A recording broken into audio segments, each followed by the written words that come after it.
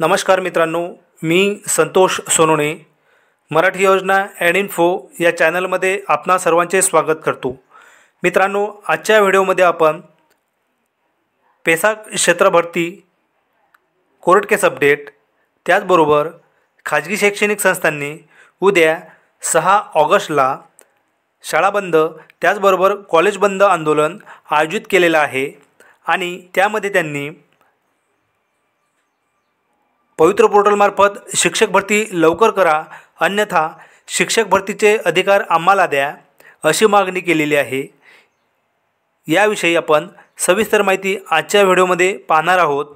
तत्पूर्वी तुम्ही आपल्या मराठी योजना ॲड इन्फो या चॅनलला सबस्क्राईब केलं नसेल तर सबस्क्राईब करून ठेवा, ज्यामुळे शिक्षक भरतीविषयी नवनवीन अपडेट्स आपल्याला वेळोवेळी मिळत राहतील।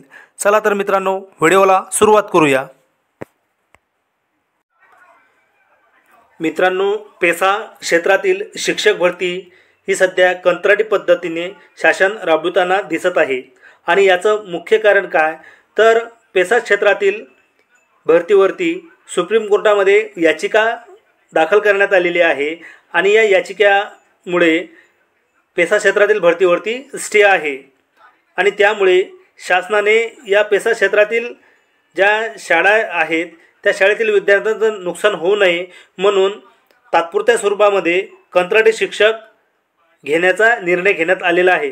तर बघा मित्रांनो, आज 5 ऑगस्टला पेसा क्षेत्रातील जी याचिका आहे, सुप्रीम कोर्टामध्ये जी याचिका आहे, या याचिकेची आज सुनावणीची तारीख आहे। आशा करूयात की आज 5 ऑगस्टला या याचिकेचा निकाल लागून आपल्या अभियोग्यताधारक बांधवांना लवकरात लवकर न्याय मिळेल। बघा मित्रांनो, पवित्र पोर्टल मार्फत विनामुलाखत शिक्षक भरतीच्या याद्या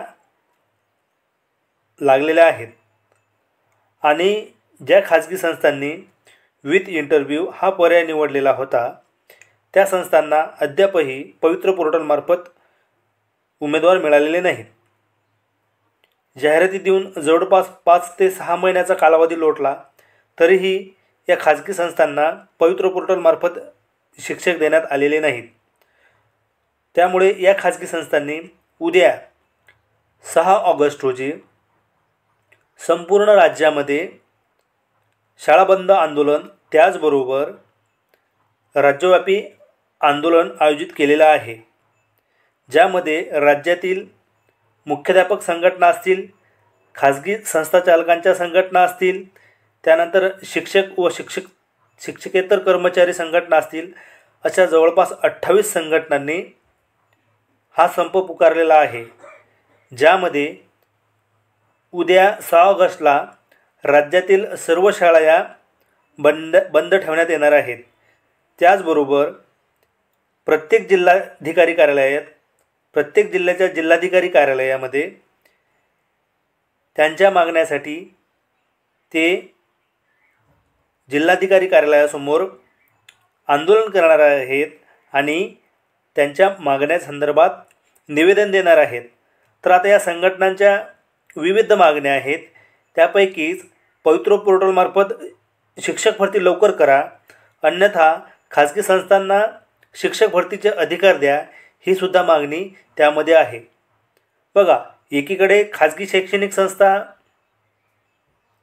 शिक्षक भरती लवकर करा या मागणीसाठी आंदोलन करत आहेत, तर दुसरीकडे राज्यातील जे अभियोग्यताधारक आहेत हे अभियोग्यताधारकसुद्धा आक्रमक झालेले आहेत, कारण या अभियोग्यताधारकांना न्यूज बुलेटिनच्या माध्यमातून केवळ ताटकळत ठेवण्याचा प्रयत्न शासन व प्रशासन करताना दिसत आहे। मुलाखतीच्या याद्या या तयार आहेत आणि लवकरच त्या पवित्र पोर्टलवरती प्रकाशित करण्यात येतील असं गेल्या कित्येक दिवसापासून न्यूज बुलेटिनवरती माहिती देण्यात येत आहे, मात्र ही यादी लवकर लागताना दिसत नाही।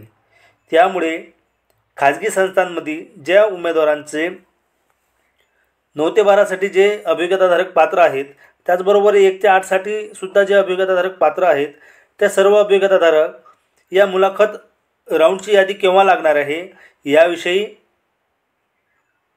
वाट पाहत आहेत।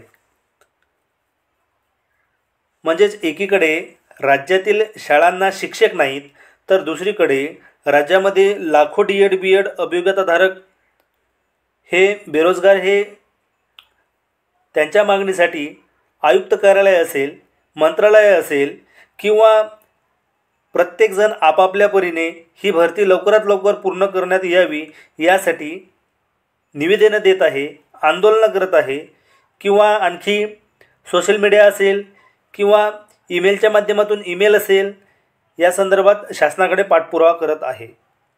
मात्र शासनाने मुलाखत यादी ही तयार आहे, फक्त SOPची मान्यता बाकी आहे. ही अट पवित्र पोर्टलवरती जी 30 जुलै रोजी न्यूज बुलेटिन प्रकाशित करण्यात आलेला आहे त्यामध्ये माहिती देण्यात आलेली होती. बघा, आता आज 5 ऑगस्ट आलेली आहे. अद्यापही यांची SOPला मान्यता शासनाकडून मिळालेली नाही. शिक्षण मंत्री त्याचबरोबर शिक्षण आयुक्त हे जर्मनी दौऱ्यावर गेलेले होते. ते 2 ऑगस्टपर्यंत जर्मनी दौऱ्यावर गेलेले होते. मात्र ते दौऱ्यावर जाण्यापूर्वी किंवा आता आल्यानंतर यांनी SOPला मान्यता देणे आवश्यक आहे. कारण अभियोग्यताधारकांचा आता संयम हा संपलेला आहे. या अभियोग्यताधारकांनी आणखी किती वर्ष संयम ठेवावा? शिक्षक भरतीची ही जी टेट परीक्षा आहे ही परीक्षा 2022मध्ये आयोजित करण्यात आलेली होती आणि आता 2024 जवळपास अर्धवर्ष संपलेलं आहे. शैक्षणिक सत्र सुरू होऊन जवळपास 1.5 महिना झालेला आहे. तरीही या खाजगी संस्थांना शिक्षक नाहीत, तर या बेरोजगार विद्यार्थ्यांना कुठेही संधी मिळताना दिसत नाही. यापूर्वी शासनाने विनामुलाखत याद्या लावलेल्या आहेत. मात्र मुलाखत यादी लावण्यासंदर्भात शासन व प्रशासन ही दिरंगाई करताना दिसत आहे. त्यामुळे शासनाला विनंती असेल की लवकरात लवकर मुलाखत राऊंडची यादी ही पवित्र पोर्टलवरती प्रकाशित करण्यात यावी. आणि SOP संदर्भात मुलांच्या मनामध्ये अनेक गैरसमज प्रसारमाध्यमावरती पसरवताना काही जण दिसत आहेत. ज्यामध्ये SOP जर लागू करण्यात आली तर काही खाजगी संघटना या कोर्टात जाण्याची शक्यता आहे, अशा प्रकारच्या वल्गना करताना काही नेते मंडळी दिसत आहेत. तर मित्रांनो, त्यांच्या या भूलथापांना बळी पडू नका. शासन SOP लागू करणार आहे आणि SOPचा जो उल्लेख आहे तो यापूर्वीच करण्यात आलेला होता. मात्र प्रशासनाने SOP संदर्भात जी नियमावली तयार करायची होती ती नियमावली त्यांनी तयार न केल्यामुळे मुलाखत यादीला उशीर होताना दिसत आहे. तर आज 5 ऑगस्ट आहे. आज मंत्रालयामध्ये शिक्षण मंत्री हे हजर होण्याची